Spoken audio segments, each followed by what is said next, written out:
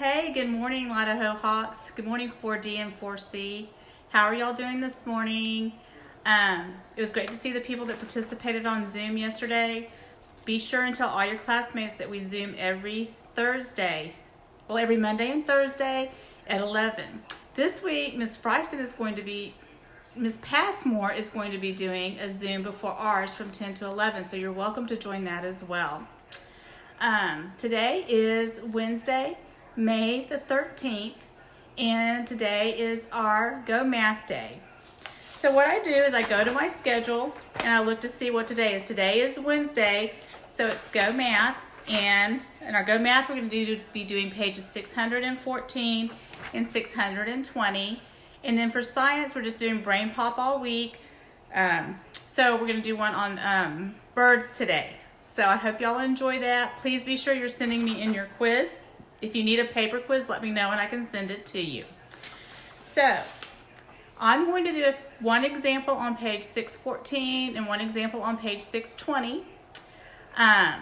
So before I get started, I make sure that I have my supplies. You know Ms. Hawes loves her yellow highlighter for questions, to underline the important information, to highlight vocabulary words and any important information I need to solve that problem. I need a pencil, but I'm going to use a pen so hopefully that you can see it better. Okay, boys and girls? And then I also make sure that I have got my notes ready before I start. So I need my dot plot note because today I'm doing dot plots. All right, so why don't we go ahead and get started. I'm going to do one example on page 614 and I'm going to do one example on page 620. So I hope that helps. Okay, boys and girls. So this is an example on page 314. As you can see, I already worked it out, but I had answered it wrong because I was looking at my 3 and I put 3 down instead of 2. But let's go ahead and read it because I'm going to do it again. Mrs. Thompson counted the number of books that students in her class checked out from the library. She wants to make a dot plot to represent the data. How many dots will she place above the number 3? I highlighted the question. I might want to go ahead and box in dot plot because that's a vocabulary word and data is a vocabulary word. And then what I did was I went ahead and made a dot plot.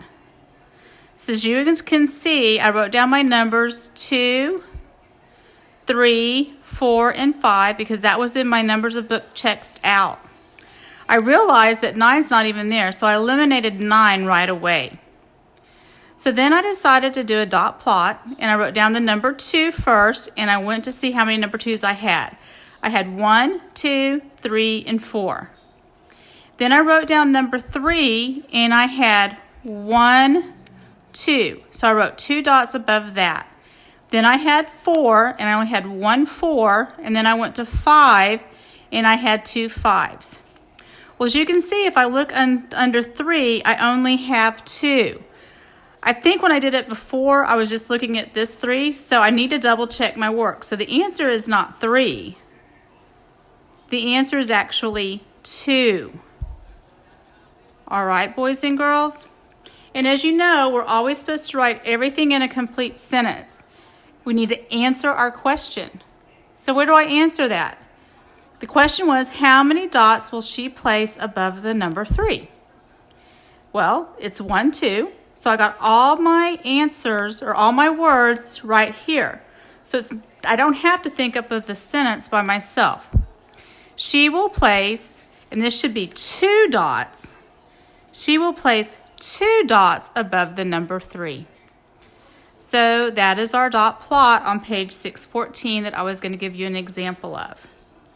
Now, let's go over to page 620. I did problem number 10 for you. This is the dot plot that we're using for this problem. Okay? Mrs. Sanders gave her students a puzzle to solve. She made a dot plot. Dot plot is a vocabulary word to show the number of minutes it took her students to solve the puzzle. How many students solved the puzzle less than? So less means I need to, it's like a subtraction, or it means it's less than. So it has to be less than 15. So here's my number 15. I don't need to count 15 because I'm doing everything less than. So I'm just going to count the dots. We have 1, 2, 3, 4, 5, 6. There's 6. 7, 8, 9, 10, 11. Because 6 plus 5 is 11. 12, 13, 14. 11 plus 3 is 14. 15, 16. 14 plus 2 is 16. And then plus 1 is 17. So 17, right? Yes. So then I come back and I answer my question. There's number 17. And then we say 17 students solve the problem less than 15 minutes. We want to make sure we have a period at the end. And that is it for those two problems. Okay, boys and girls? Okay, boys and girls.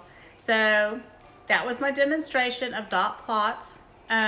If you have any questions or you have any concerns, you know that you can text me or email me or even call me. I try to be by my phone all the time. Sometimes it's down low, I don't have the ringer on high, but I'm always here and I'll always return your phone call. Oh, and don't forget that we're having our Education Galaxy Challenge. Okay, boys and girls? Remember, you're supposed to be working in your study plan and trying to get all the stars you can in Education Galaxy. And I'm going to give away 2 gift cards in each class for $25. That means $50 for 4D and $50 for 4C. $25 a piece. So if you win, you get a gift card to any place you want. Any place you want. So I hope you have a great day. And if you need anything, just holla. And don't forget that there is Zoom on Thursday. I think I mentioned that before. We have it at 11. Tell your classmates. Miss Passmore has a Zoom at 10 right before that on Thursday if you want to join. So this is your last week of work, and next week will be some fun. Talk to you soon, Miss Hawes. Bye.